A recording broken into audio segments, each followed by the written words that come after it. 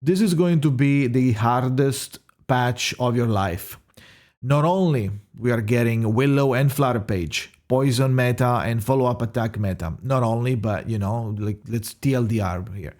We are getting these two banners. We're also getting the Euphoria banner for characters that you might need for Euphoria, and Yearning of the Water, probably the worst Yearning of the Water of all time, considering the characters that are here and the timing of the patch, right? So you need to realize, first of all, a little bit of good news is that we're gonna get a 10 pull for free, extra 10 pull, besides the classic 14, 7 pulls on phase 1, 7 pulls on phase 2. We're gonna have the extra 10 pull for the schedule adjustment, but that also means that the patch is gonna be 1 week shorter, so you're gonna have even less time to pull on these banners or to save for these banners. So keep that in mind, okay? Now, these two banners are obviously the most anticipated ones. Willow for the poison team and Flutter Page for the follow-up attack team, but also you can use Flutter Page in many other teams because the character is actually pretty fucking amazing. Now, that said, on these banners, Ripples on the Water, this banner is actually pretty decent because it gives you a 100% guaranteed on your first only character that you pick up from this. So if you do need a character that you always wanted to pick up precisely for a specific usage, like New Babel for the mega shielding, maybe play with Jay, Lilia for the follow-up attack rework on the Euphoria, Sotheby for the poison team, and so on, like Druvis for the petrify, Shamaine for the extra moxie function that he gets on the Euphoria. So you have your own plan on your mind, right? If you need one of these characters, then you only one. This is a decent banner, but remember that after that is going to be a 50%, and also on the first summon ever on this banner, the first 10 pull is going to cost you 7 only instead of 10. So pretty good, right? That said, the Yearning of the Water is the worst offender here with a Cacania Mercuria combo, which is the worst possible combo you could ever get on the Yearning of the Water, because these two are the most important and valuable characters for your just roster in general. Whenever you're making a team that has like an extra spot, an extra flex spot, I can put whoever here. Getting a Cacania in is always a W. It's always giga value, and so is Mercuria. A little more Cacania when it comes to viability, because you can literally put Cacania everywhere and it will work. While Mercuria needs a little bit of catering too.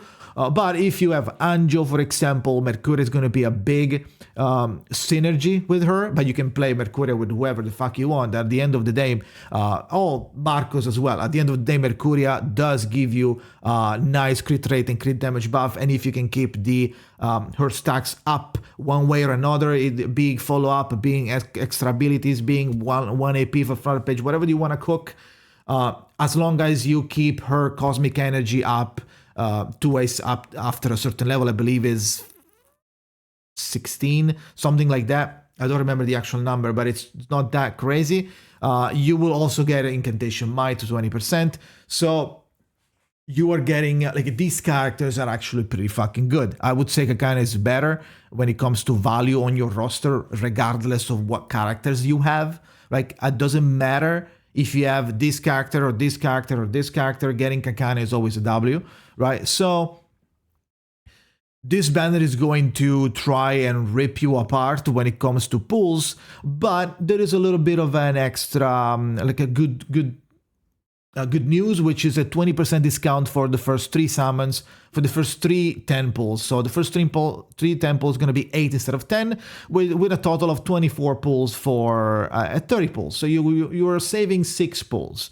That said, there is always a 70% chance of getting one of the 2 rates start up. So if you only need one of these 2, it's going to not only is going to be 70% chance of getting them in general and a 30% of failing to standard characters, but also after that, if you only need Mercuria or Cacania and you're pulling on this, there is a 50% extra chance of you getting the ones that you want, right? You might get another Mercuria or another Cacania, but I wanted the other one, right? There's no way for you to choose. They're just both there.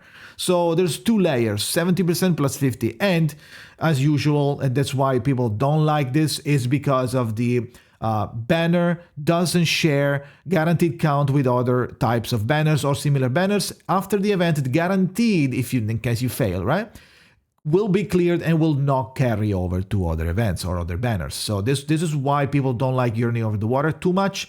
But most of the people, most of the population will pull on anyway.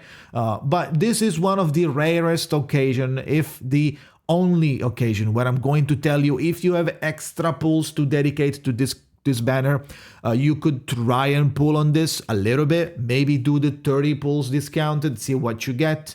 Especially if you need them both. But if you wanna, even if you only need one, it might be still worth giving it a shot a little bit. Now, I don't know about going like 60 pulls in, because it's basically like destroying your pulls. If you don't get anybody, you are fucked. But it's up to you at that point. In my opinion, it's worth at least doing a couple of 10 pulls if you have leftovers. Especially if you're one of those people that are not really going for both characters, both themes, and you need some Euphoria character. Like, if you don't need that, you're only going for Flutter Page, let's say, and then you're saving for Fatutu. You're not getting Barcarola, like that type, which is probably the most popular one. In that case, you're chilling. In that case, you should be able to have a little bit of extra pulls to try and get these characters, right? So, that said, this banner is okay. This banner is Monka. Like, it's going to be very scary for a lot of people. We're getting extra pulls, but the version is shorter by 1 week, so keep that in mind. Plus these 2 banners. Let me know what you think. Let me know what you think. What should you do is up to you at the end of the day. In my opinion, what I will do, obviously, I'm not a free-to-play, so I'm going to get 1 Willow. My Willow is guaranteed. I'm going to get Flutter Page P1 because it makes her AP plus 1 go... AP plus 1 card lasts for 1 extra turn, so you're going to have that 1 AP. You know, the 4 card is going to be 5 thanks to that card, and it's going to be lasting for 2 turns instead of 1, so... that increases tremendously the AP output that you have on your whatever team you're doing, right? So I'm gonna try to get P1 Flutter Page if possible, and then I'm going to skip Barcarola and get Fatutu. I do not need any of these characters. I have almost all of them. Actually, I do have all of them, I think. I also have P1 Lilia Lamau. I have P1 or P2 Babel. I have Sotheby since release. So I have Druvis. I don't think I have Shamaine, but I don't need Shamaine. So what I'm doing, don't need this banner, and I don't need this banner. So I'm chilling, but if you have extras, you should probably go on this banner, okay? So that said, yapping is over. Thank you for watching. Let me know what you think in the comments. Let me know what is your plan. And if you made it this far, comment 70%, yikes, in the comments, okay? Thank you for watching, and see you next time.